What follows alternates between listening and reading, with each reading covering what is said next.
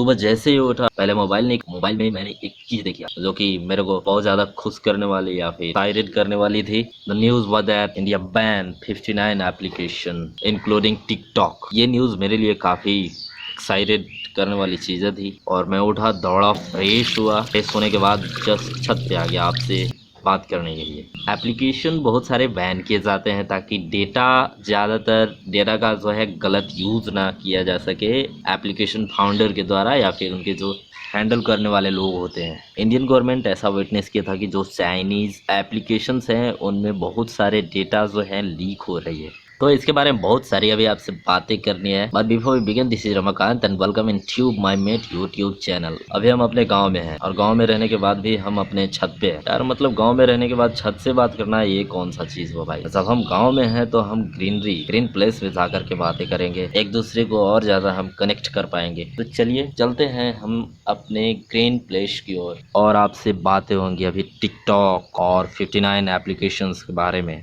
और एक बात और, मैंने एक पिछली वीडियो में एक गिम्बल का रिव्यू किया था, तो आपको इस वीडियो में उस गिम्बल का वीडियो क्वालिटी भी पता चल जाएगा कि एक गिम्बल के द्वारा वीडियो कितनी अच्छी शूट होती है। ये मैंने गिम्बल में अपना स्मार्टफोन माउंट कर लिया है। अब चलिए इस गिम्बल से आज का जो वीडियो है उसको शूट करते हैं। तो ये है हमारा 110cc का TVS बाइक जिससे आज हम लोग राइड करने वाले हैं।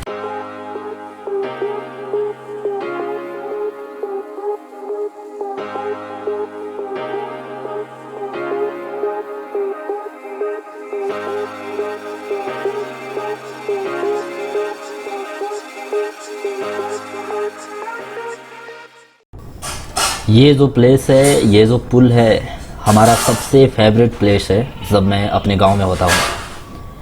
हर सुबह मैं यहाँ आता हूँ, आके अपना माइंड का जो स्ट्रेस होता है उसको ख़त्म करता हूँ।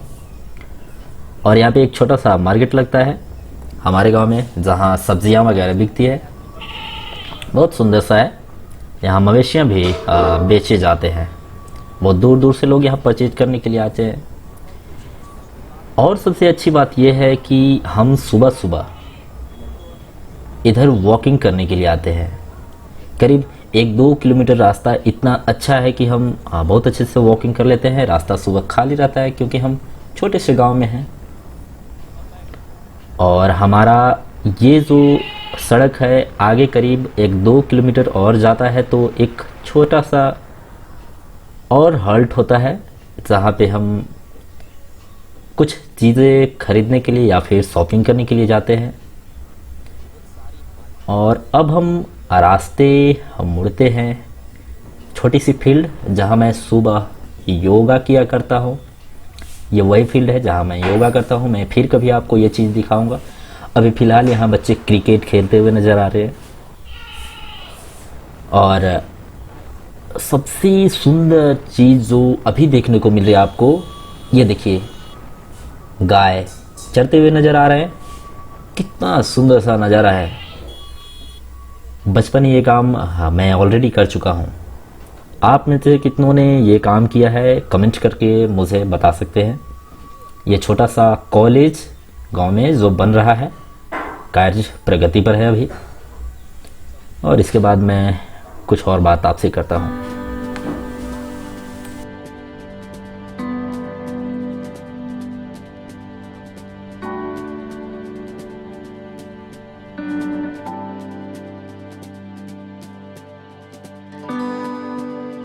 गिराएगा देखो पूरा बाइक गंदा कर दिया।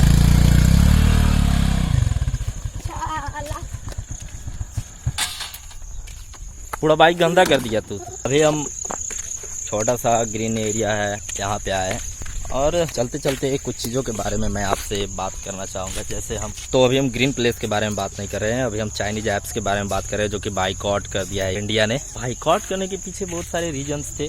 जैसे बॉर्डर पे जो लद्दाख में अभी जो चीज़ें चल रही है, तो लद्दाख में अभी जो चीज़ें चल रही है, इस चीज़ को देखते हुए भी बहुत सारे कंसर्न्स हैं जिसको पॉइंट आउट किया गया है इंडिया के द्वारा।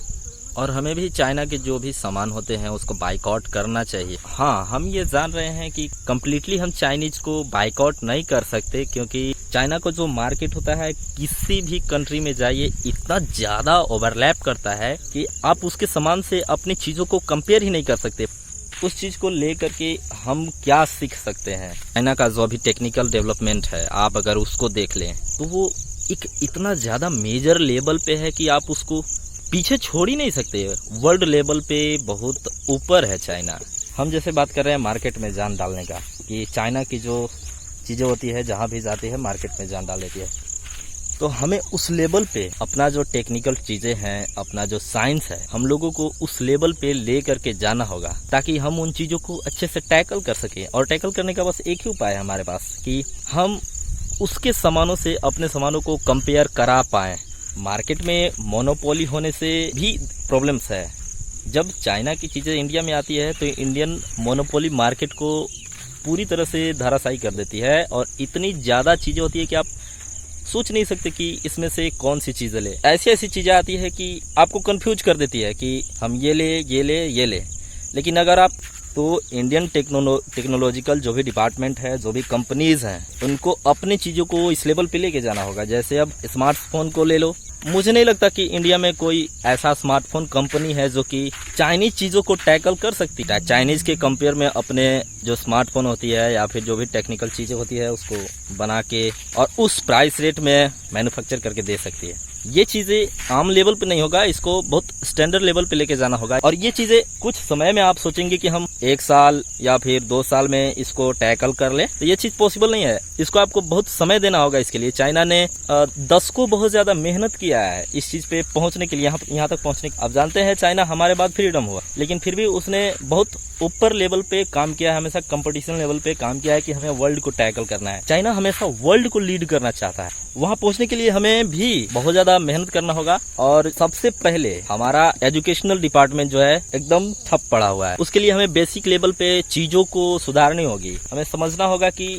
इन चीजों का जड़ क्या है। चाइना का अगर आप पिछले कुछ दशकों में उसका एजुकेशनल एक्सपेंडिचर है, उस चीजों पे देखें तो उसका बहुत ज्यादा रहा है। अगर आप इंडिया में गवर्नमेंट स्कूल्स, गवर्नमेंट चीजों की कंपेयर करें चाइना से, मतलब एक मजाक होगा यार।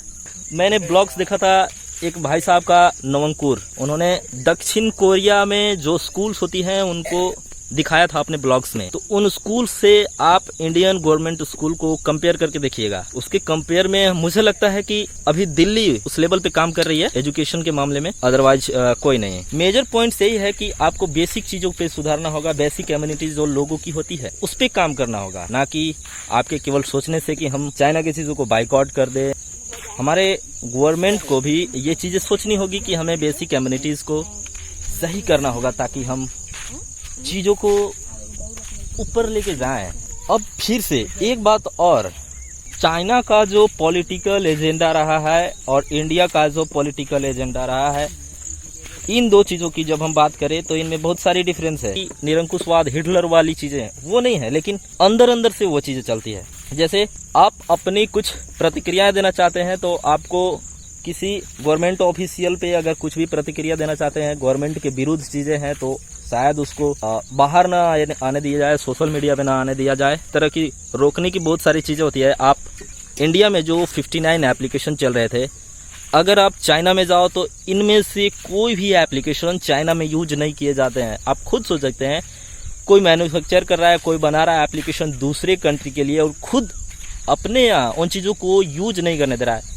वहाँ की एप्लीकेशंस को जब आप यूज करते हैं, मान लीजिए कि सोशल मीडिया एप्लीकेशन कोई आप यूज कर रहे हैं और उसमें आपने कुछ जो अपनी बातें हैं गवर्नमेंट के विरुद्ध बोल दी, हो सकता है कि उस चीज को सेल्फ डिलीट करके हटा दिया जाए। ऐसा भी होता है। मतलब गवर्नमेंट के विरुद्ध आप बातें नहीं बता सकते, लेकिन पॉजिटिव चीजें, गवर्नमेंट डेवलपमेंट काम में, मैन्युफैक्चर काम में, बड़ी बड़ी चीजें बनाने में बहुत ज्यादा अपना एफर्ट दे रही है। इंडिया जैसा नहीं है कि पहले अपने बेटे को, दादी को करते जाओ। तो गवर्नमेंट कुछ भी करती है लेकिन अपनी कंट्री को ऊंचाइयों तक पहुंचाने में अपना योगदान भरपूर देती है। Government country country development supporting है। अपने देश को ऊपर पहुंचाने में गवर्नमेंट का बहुत बड़ा योगदान रहा है। उनका जो डिप्लोमेसी लेवल है वो बहुत ऊंचा है। चीजों को डिप्लोमेटिक तरीके से कैसे टैकल करना होता है वे बहुत अच्छी तरह से जानते हैं। अभी देखिए, जैसे कोरोना वायरस को उनको टैकल करना था तो बहुत सारी बातें, एक इतना बड़ा मेजर पॉइंट उन्होंने बना दिया इंडिया को लेकर के, लद्दाख को लेकर के, कि 80% लोगों को कोरोना वायरस से दिमाग डेविएट होकर के और इस बात पे आके अटक गया। इन्होंने यहाँ तक कर दिया कि थोड़ी सी जो हमारे अभी जवान शहीद हुए, जो चीजें हुई, यहाँ तक जा सकता है चाइना डिप्लोमेटिक लेवल पे। आप समझ सकते हैं कि उसका डिप्लोमेटिक तरीका कितना अलग है। मतलब आप सोच नहीं सकते कि वो कहाँ तक जा सकता है। जो Nepal country 80% dependent on India, वो चाइना के फेवर में बातें करने लग रहा है, तो ये एक डिप्लोमेसी है और क्या हो सकता है। खैर, इन चीजों को ध्यान में हमें रखते हुए आगे बढ़ना है। और जो एप्लीकेशन बाइकआउट किए हैं इंडिया ने, इनका यूज आपको भी नहीं करना है। आप इसको अनइंस्टॉल कीजिए। कुछ इनमें से बहुत सारे लोग वो यूज करते होंगे, मैं आपको कुछ बता रहा हूँ। जैसे यूसी ब्राउजर बहुत सारे लोग यूज करते हैं, इसके स्थान पे आप क्रोम यूज कर सकते हैं, जो कि चाइनीज एप्लीकेशन नहीं है। और कुछ एप्लीकेशन हैं जैसे ड्यू रिकॉर्डर, जो कि सबसे ज्यादा यूट्यूबर यूज करते हैं, तो आप ड्यू रिकॉर्डर को यूज ना करें। उसके अलावा कुछ और स्क्रीन रिकॉर्डर एप्लीकेशंस आते हैं, आप उसका यूज कर सकते हैं। और मैं यहाँ पे एक लिस्ट दे दूंगा जो भी एप्लीकेशन इंडिया के द्वारा बाइकआउट किए गए हैं, तो आप इनको देखेंगे ध्यान से और इसके बदले एप्लीकेशंस और अलग अलग कंट्रीज के आते हैं, आप उनको इंस्टॉल करें और यूज कर सकते हैं। Be positive, be greenful. अगर आपको मेरा ये वीडियो पसंद आए तो आप मेरे यूट्यूब चैनल ट्यूब माई मेट को लाइक, शेयर और सब्सक्राइब कर सकते हैं। मिलते हैं नेक्स्ट वीडियो में। Thanks for watching this video.